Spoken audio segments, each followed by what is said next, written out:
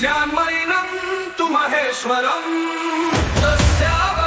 Cosmic web, इंद्रजाल का पवित्र रहस्य उद्घाटित करना क्या हो अगर वास्तविकता जैसी हम उसे जानते हैं। तारे, पृथ्वी, हमारी स्वयं की चेतना एक महान दैवीय माया का हिस्सा हो। झूठ नहीं, बल्कि एक ब्रह्मांडीय कलाकृति। भारत की पवित्र परंपराओं में इस विचार को एक शक्तिशाली नाम से जाना जाता है, इंद्रजाल। लेकिन यह शब्द साधारण जादू से कहीं अधिक गहरा अर्थ रखता है। यह सृष्टि, वास्तविकता और धारणा का गहन रूपक है। एक ऐसा सूत्र जो वेदों, उपनिषदों और महान महाकाव्यों के बीच गूंथा हुआ है, जो अस्तित्व के वास्तविक ताने बाने को प्रकट करता है। इंद्रजाल का क्या अर्थ है? व्युत्पत्ति और मूल विचार। इंद्रजाल एक संस्कृत समास है।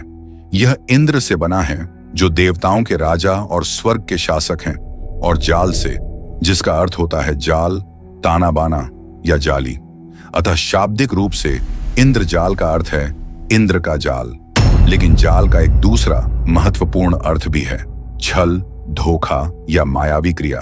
प्राचीन स्रोतों के अनुसार वैदिक देवता इंद्र इस माया की शक्ति का प्रयोग करने वाले पहले थे। ब्रह्मांडीय माया, वे रूपों और आकृतियों की रचना कर सकते थे, धारणा का ऐसा जाल बुन सकते थे जो प्रकट भी करता और छिपाता भी। यही हमें इंद्रजाल के दार्शनिक केंद्र तक ले आता है, माया का सिद्धांत। माया मात्र भ्रम नहीं है इस अर्थ में कि जो वास्तविक न हो। वेदांत दर्शन के अनुसार माया स्वयं दिव्य चेतना, ब्रह्म की शक्ति है, जो ब्रह्मांड को अस्तित्व में प्रक्षेपित करती है। यह वह ब्रह्मांडीय शक्ति है जो नाम, रूप और विविधता सहित प्रपंच जगत का आभास उत्पन्न करती है।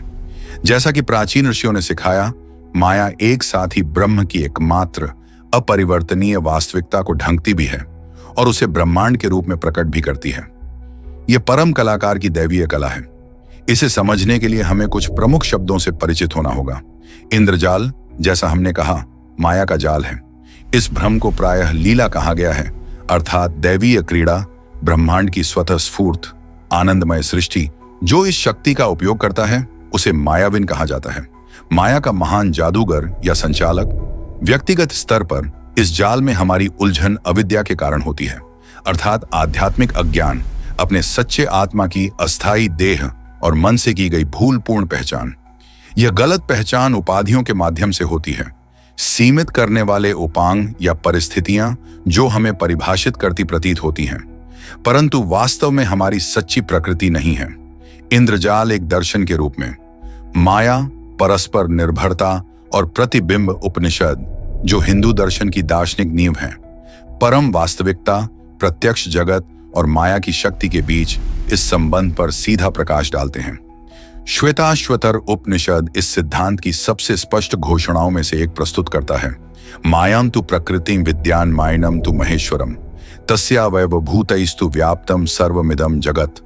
श्वेताश्वतर उपनिषद 4 निष्कर्ष। प्रकृति माया है और महेश्वर मायाविन है। तब जानो कि प्रकृति, भौतिक प्रकृति, माया है और महेश्वर, महान प्रभु, मायाविन है, माया के संचालक। यह संपूर्ण जगत उनके अंशभूत प्राणियों से व्याप्त है। इस श्लोक के अनुसार संपूर्ण अनुभव सिद्ध वास्तविकता इस दैवीय जादू का ही प्राकट्य है, जो परम मायाविन द्वारा प्रक्षेपित किया गया है।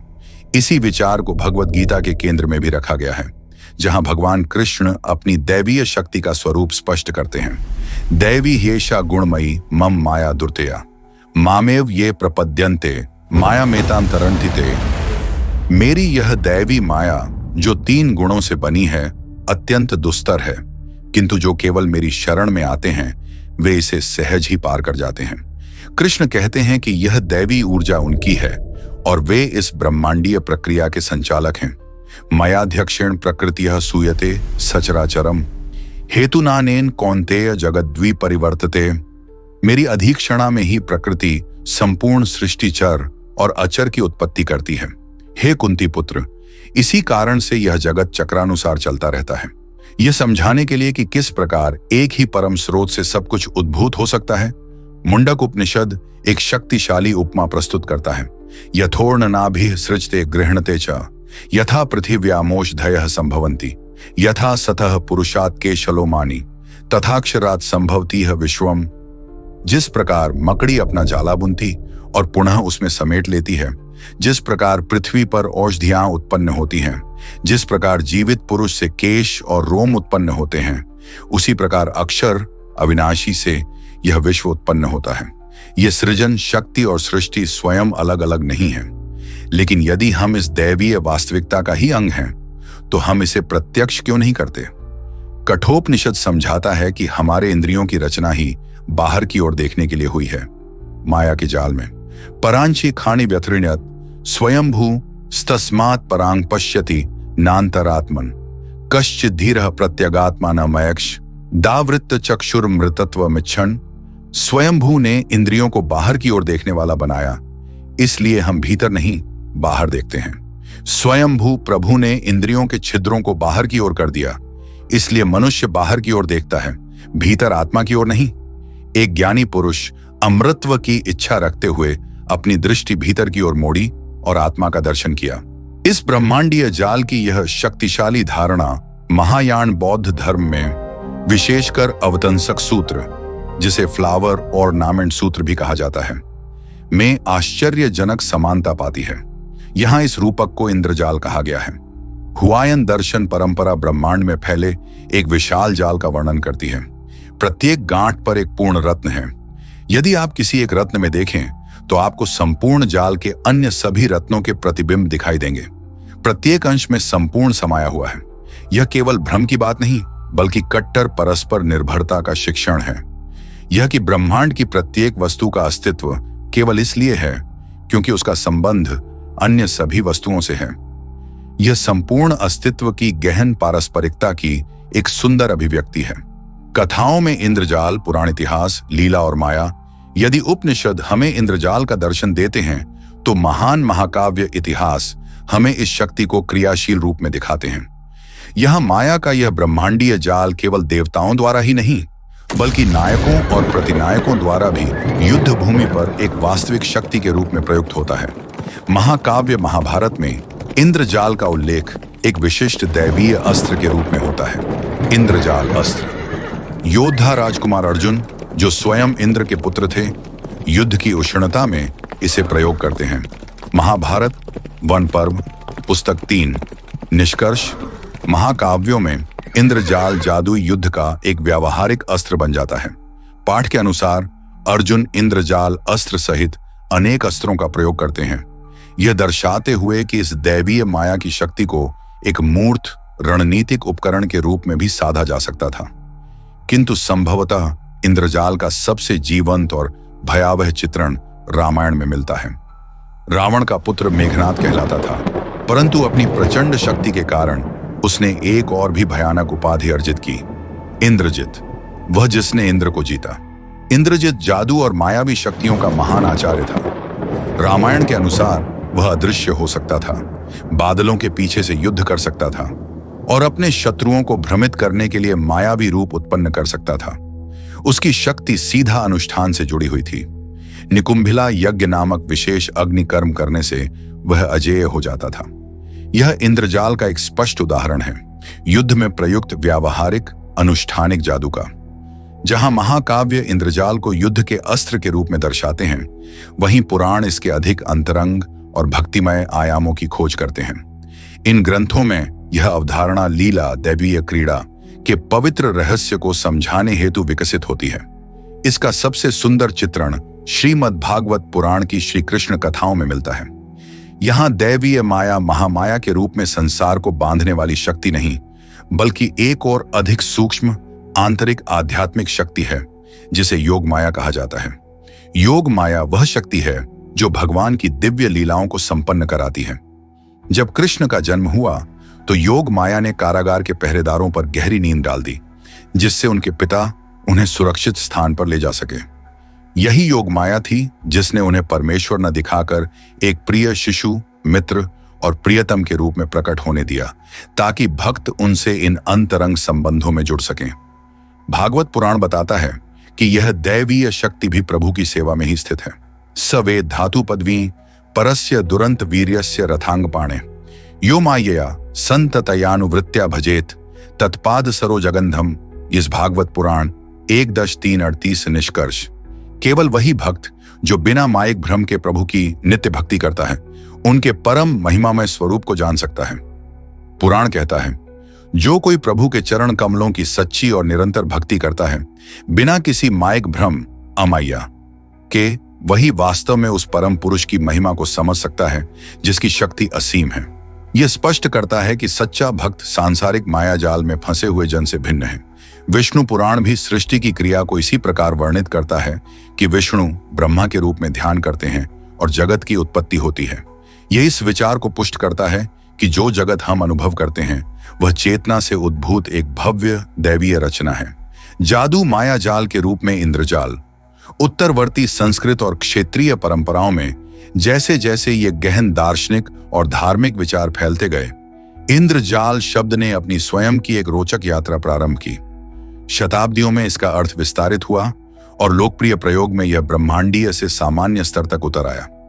शास्त्रीय संस्कृत साहित्य और बाद की क्षेत्रीय भाषाओं में इंद्रजाल वही बन गया जिसे आज हम जादू, माया जाल या मंचीय भ्रम कहते हैं। शब्दकोशों और उत्तरवर्ती ग्रंथों में इसे स्पष्ट रूप से इस रूप में परिभाषित किया गया। कुछ शैव और तांत्रिक परंपराओं में इसे एक सिद्धि के रूप में सूचीबद्ध किया गया, एक विशेष अलौकिक शक्ति जिसे साधना द्वारा प्राप्त किया जा सकता है, अर्थात भ्रम उत्पन्न करने की शक्ति। ये एक महत्वपूर्ण परिवर्तन को चिह्नित करता है। ब्रह्मांड एक दैवीय माया है से माया एक साध्य व्यावहारिक कौशल है तक। मंत्रों और जादुई सूत्रों के साथ यह संबंध अत्यंत प्राचीन है। अथर्व वेद, जो 4 वेदों में से एक है, उपचार, सुरक्षा और अन्य सांसारिक उद्देश्यों हेतु मंत्रों और सूक्तों के लिए प्रसिद्ध है। इंद्र का जाल का सबसे प्राचीन ग्रंथीय उल्लेख इसी वेद में मिलता है। इदं वा आपो हृदयमयम वत्सो यमाविशम तेनामुम परिदधामि शक्रस्येन्द्र जालेण मणिना। ईरो अथर्व वेद 8.8.8। इंद्रजाल का सबसे प्राचीन उल्लेख एक फंसाने के उपकरण के रूप में अथर्ववेद का एक मंत्र शत्रुओं को शक्र इंद्र के इस महान जाल से घेरने की बात करता है। यह समझना सरल है कि इस दैवीय फंसाने वाले जाल की शक्तिशाली उपमा बाद में मानव जादूगरों और तांत्रिकों की प्रथाओं के लिए नाम बन गई। इसीलिए इन भिन्न अर्थ स्तरों को अलग करना अत्यंत आवश्यक है। जब उपनिषद माया की बात करते हैं वे दर्शन शास्त्र मेटाफिजिक्स पर चर्चा कर रहे होते हैं।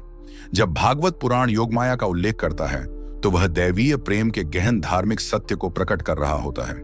लेकिन जब उत्तरवर्ती ग्रंथ इंद्रजाल विद्या, इंद्रजाल का विज्ञान की चर्चा करते हैं तो वे प्रायः भ्रम उत्पन्न करने की व्यावहारिक कलाओं और कभी-कभी गूढ़ विद्याओं, ओकल्टिज्म का उल्लेख करते हैं। यह लेखन पूर्णतः दार्शनिक और भक्तिपरक समझ पर केंद्रित है, न कि इन कलाओं के किसी व्यावहारिक निर्देश पर। 2 दृष्टिकोण, एक सत्य, तो फिर हम इन भिन्न अर्थों को कैसे समेटें? इंद्रजाल को ब्रह्मांडीय सृष्टि, युद्ध का अस्त्र और मंचीय जादू, तीनों रूपों में हम इन्हें 2 दृष्टिकोणों से देख सकते हैं जो अंततः एक ही सत्य प्रकट करते हैं। पहला है भक्ति का दृष्टिकोण। इस दृष्टिकोण से इंद्रजाल है लीला, दैवीय क्रीड़ा। ब्रह्मांड एक सुंदर मोहक कथा है जो परमेश्वर द्वारा कही जा रही है। इसकी माया हमें फंसाने के लिए नहीं बल्कि हमें ईश्वर के साथ संबंध में आमंत्रित करने के लिए है, एक शिशु, मित्र या प्रिय के रूप में। योग माया वह पवित्र पर्दा है जो इस दैवीय नाटक को अनफोल्ड होने देता है। दूसरा है विद्या का दृष्टिकोण। इस दृष्टिकोण से इंद्रजाल है परस्पर निर्भरता का नियम। यह कारण और परिणाम का ब्रह्मांडीय जाल है जहां प्रत्येक अंश संपूर्ण का प्रतिबिंब है। माया वह वस्तुनिष्ठ शक्ति है जो इस जटिल तंत्र को प्रक्षेपित करती है। माया के पार देखना आत्मा, आत्मन के सच्चे स्वरूप को जानना है जो परम वास्तविकता ब्रह्म के साथ एक है। कठोपनिषद हमें इस अंतिम एकता की याद दिलाता है जो माया जाल की विविधता में छिपी हुई है। मन सैवेद माप्तव्यम नेह नानास्ति, केवल मन से ही इसका बोध किया जा सकता है। यहां कोई भिन्नता नहीं है, केवल मन द्वारा ही इसका बोध किया जा सकता है। यहां किसी प्रकार की विविधता नहीं है। जो यहां विविधता को देखता है वह मृत्यु से मृत्यु को प्राप्त होता है। चाहे हम ब्रह्मांड को भगवान की मोहक लीला के रूप में देखें या ब्रह्मांडीय नियम के जटिल प्रतिबिंब के रूप में, इंद्रजाल द्वारा प्रकट अंतिम सत्य यही है कि अनेकता के पीछे एक ही अद्वितीय एकत्व है। आइए अपनी यात्रा को पूर्ण करने हेतु कुछ सामान्य प्रश्नों पर ध्यान दें। पहला, क्या शास्त्र इंद्रजाल के विषय में विरोधाभासी हैं? बिल्कुल नहीं। वे अर्थ के विकास को दर्शाते हैं। दैवीय जाल माया की दार्शनिक अवधारणा मूल है। इसका कथात्मक प्रयोग एक अस्त्र, इंद्रजाल अस्त्र के रूप में, और बाद में माया जाल या जादू के रूप में प्रयोग उसी मूल से निकली शाखाएं हैं। प्रत्येक प्रयोग अपने संदर्भ के अनुसार उचित है, चाहे दर्शन हो, महाकाव्य कथा हो या व्यावहारिक कला। दूसरा, क्या इंद्रजाल काला जादू है? कुछ संदर्भों में यह शब्द तंत्र मंत्र या हानिकारक मायाजाल का संकेत दे सकता है, किंतु शास्त्रों में इसका मुख्य और गहनतम अर्थ दार्शनिक और भक्तिपरक है। यह वीडियो केवल उसी उच्चतर समझ पर केंद्रित है और किसी भी अनुष्ठानिक अभ्यास का समर्थन या विवरण नहीं करता। तीसरा, बौद्ध धर्म का इंद्रजाल माया से कैसे संबद्ध है? वे समान आत्मीय अवधारणाएं हैं जो एक ही सत्य की ओर संकेत करती हैं। वेदांत की माया प्रायः जगत की मायिकता को ब्रह्म की अद्वितीय वास्तविकता के विपरीत उजागर करती है। बौद्ध इंद्रजाल सभी धर्मों की कट्टर परस्पर निर्भरता और परस्पर प्रतिबिंब को ही वास्तविकता का स्वरूप बताता है। दोनों ही एक अलग स्वतंत्र आत्मा की धारणा को तोड़ने वाले शक्तिशाली रूपक हैं। तो इंद्रजाल केवल प्राचीन जादू का शब्द नहीं है, यह इंद्र का जाल है, अस्तित्व का ब्रह्मांडीय ताना बाना। यह माया है, वह दैवी शक्ति जो ब्रह्मांड को प्रक्षेपित करती है।